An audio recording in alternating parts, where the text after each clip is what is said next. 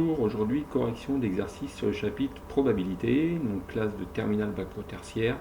On va voir comment compléter des tableaux et comment déterminer les probabilités.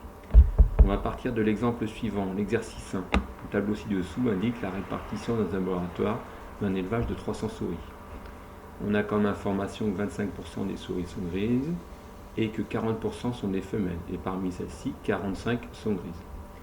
Donc ça c'est le tableau que l'on a, le tableau vierge, que vous pouvez essayer de compléter. Maintenant je vais vous proposer la correction. Alors on a comme info qu'en tout il y a 300 souris, donc on connaît le total. 25% sont des souris grises. Donc j'ai le souris grise, total des souris grises, 300 x 25%.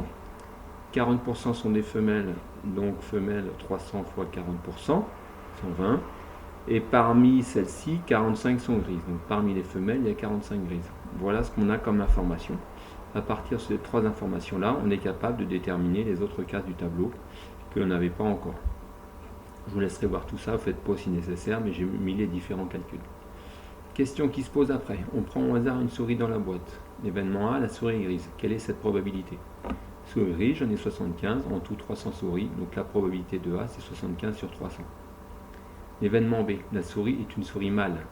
Souris mâle, je regarde ici, j'en ai 180. Donc la probabilité que ce soit une souris mâle, 180 sur 300. Maintenant, je vous demande de définir par une phrase l'événement A bar. L'événement A bar, c'est bien l'événement contraire de l'événement A. L'événement A, la souris grise, donc l'événement A bar, la souris n'est pas grise. On aurait pu aussi écrire la souris est blanche. J'ai combien de souris blanches? Je regarde, blanche, j'en ai 225. Donc la proba, détermination de probabilité de A bar, 225 sur 300. Après, je vous demande de définir l'événement A bar inter B. A bar inter B, donc ça veut dire la souris n'est pas grise, ça c'est bien A bar. Inter, donc et, la souris est mâle. Donc il faut que je recherche une souris qui n'est pas grise, c'est-à-dire blanche et qui est mâle. Blanche et mâle, je vois que j'en ai 150. Donc j'ai le droit de dire que la probabilité est de 150 sur 300. Dernière question que je vous pose, définir par une phrase l'événement A union B. Donc A union B, donc la souris grise, ça c'est bien l'événement A, ou, puisque c'est union, la souris est mâle. Donc comment je vais faire pour trouver la proba de P de A union B? Donc je veux qu'elle soit grise ou qu'elle soit mâle.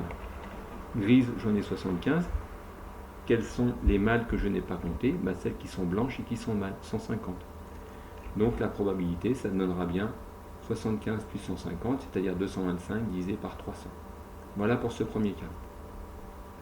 Deuxième cas, dans un établissement scolaire, il y a 960 élèves, un tiers des élèves sont en classe de seconde, 60% des élèves sont des filles, 50% des élèves de seconde sont des filles aussi. Voilà les informations qu'on a, sachant que le total des élèves de première est de 300, le total des élèves, les garçons de terminale, on en a 140, et en tout, il y a 960 élèves. Comment compléter ce tableau? Moi, j'ai plusieurs informations ici. 60% des élèves sont des filles, donc les filles, je sais que c'est 60% de 960, j'ai obtenu le résultat. 50% des élèves de seconde sont des filles, donc, sachant qu'en seconde, j'ai un tiers des élèves qui sont en seconde, donc 960 divisé par 3 égale 320. Après, j'ai plus qu'à faire 320 x 55% et j'obtiens 176.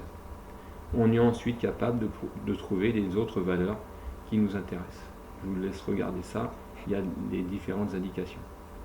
Question que je vous pose, déterminer la probabilité que cela soit un élève de première, parmi l'ensemble des élèves bien évidemment. Première, j'ai 300 élèves, en tout 960, donc la proba 300 divisé par 960.